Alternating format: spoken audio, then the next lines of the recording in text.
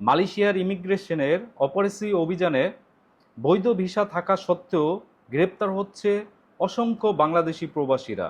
আর ঠিক তখনই মালয়েশিয়ায় বাংলাদেশ হাই কমিশন একটি বিজ্ঞপ্তিতে জানিয়েছে, আপনারা যারা মালয়েশিয়ার ভিতর বৈধভাবে এসেছেন কোম্পানির মাধ্যমে, সেই কোম্পানিতেই কাজ করতে, আপনার কোম্পানির ভিসায় আপনি অন্য জায়গায় কাজ করতে পারবেন না। আর যদি আপনি কোম্পানি চেঞ্জ করতে চান, তাহলে লেবার অফ ডিপার্টমেন্টের মাধ্যমে আপনার কোম্পানি চেঞ্জ করতে পারবেন।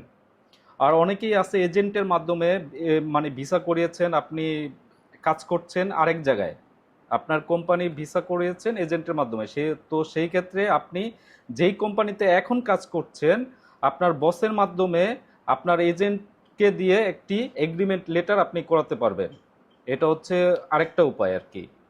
তো যারা কোম্পানি থেকে আপনারা লারি হয়ে গেছেন, মানে পালায় পালায় অন্য জায়গায় কাজ করতেছেন, তো সেই ক্ষেত্রে হলো যে আপনার ওই কোম্পানির বস যদি আপনার নামে রিপোর্ট করে, পুলিশ রিপোর্ট, তাহলে কিন্তু আপনি টোটালি অবৈধ। আপনার ওই কোম্পানির বস যদি ভালো হয়, আপনি ওই কোম্পানির মাধ্যমে ভিসা লাগাইতে পারবেন, এটা তার সাথে আলোচনা করে।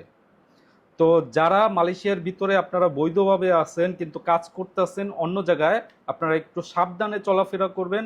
আর যদি আপনি চান যে কোম্পানি চেঞ্জ করতে, তাহলে ওই যে লেবার অফ ডিপার্টমেন্টের মাধ্যমে আপনারা কোম্পানি চেঞ্জ করতে পারবেন। তো সবাই ভালো থাকবেন। আল্লাহ হাফেজ।